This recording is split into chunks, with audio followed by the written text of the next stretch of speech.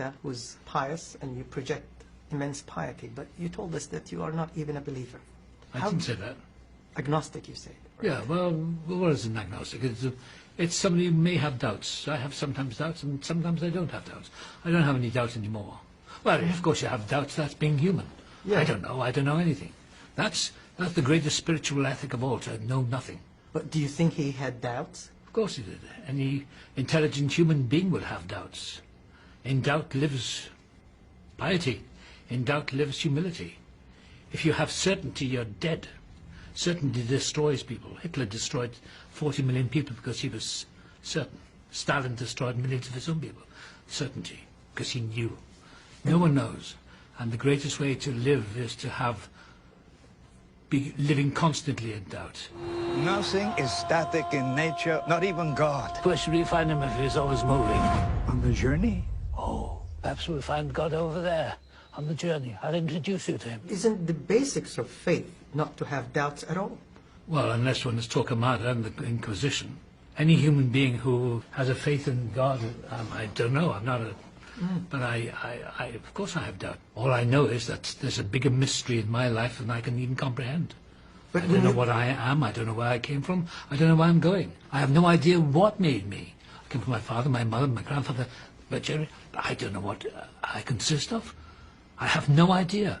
But I believe that something underneath it is miraculous. All these years later, 82, my heart is still beating, my body is functioning as far as I know, I feel relatively sane. But what I do know is that I know nothing.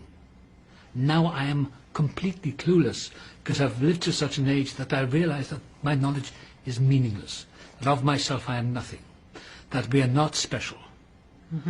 Once you begin to believe in, terminal uniqueness, absolute specialness, then your life is not worth living, because we're not special. We're just ashes at the end. You know, the hardest thing is to listen, to hear his voice, God's voice. But doesn't doubt breed fear in the hearts of religious people? Because who's the man 2,000 years ago? They were going to stone the woman caught in adultery. They're going to stone her to death. And that man 2,000 years ago, cast he the first stone who has not sinned.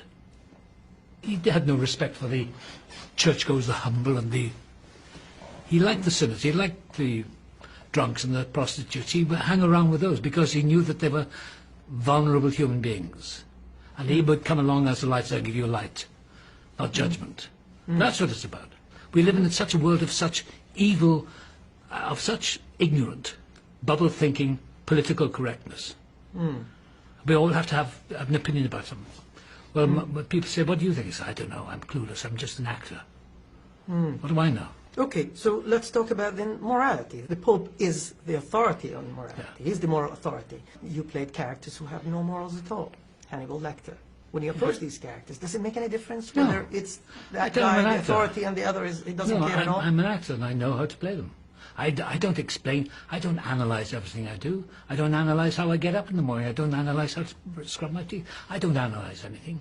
Who am I to analyse anything? I'm nothing. But what traits do you look in a character in order to inhabit Well, it's in it? the script. It's easy. It doesn't take a genius. For me to play Ratzinger was easy. I know parts of that personality because I'm like that myself. I like solitude. I like quiet. Don't like fuss. Don't like... And that's the closest I got. Everyone wants to analyse it. Everything in the script. Anthony McCartan wrote a very good script. I don't have to improve in it. I don't have to rewrite it. It's there. Actors want to rewrite everything because they're stupid, because they think they're cleverer than the writer.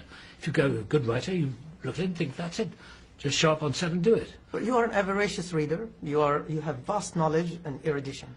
That must somehow seep into your character. Of course it does. Of course it does, because I'm intelligent, but I'm not a brilliant intellect. I'm intelligent enough to get into this business and to be an actor, to survive this long. That's called native intelligence. But where I came from as a schoolboy, I was an idiot. I couldn't understand anything. So I don't know how I got here from where I was then. Obviously you were not. I was doomed to failure. In school I was told I would be a failure. I was told I would amount to nothing. And I remember saying to my father one day, I'll show you. Now maybe at that moment when I said, I'll show you, maybe that set a spark off. I don't know. Maybe something divine went off in me. But whatever has happened in my life, has happened in spite of myself. Because of myself I am nothing. The guy said it 2,000 years ago, of myself I am nothing. It is the Father within who doeth the works.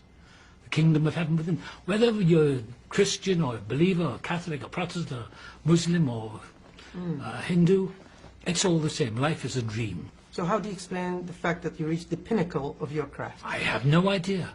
As I say, I cannot take credit for anything. See, the ego is the most dangerous part of us. Ego is the enemy. The ego. You have to have a little bit of it to keep moving. But you let that get out of control, then you have the power freak. You see them in the papers every day.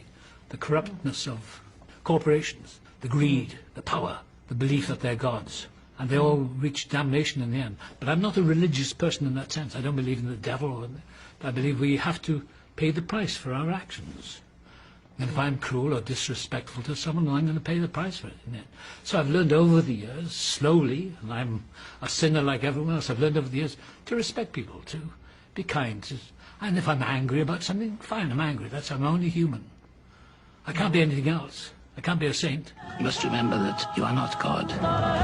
You're only human.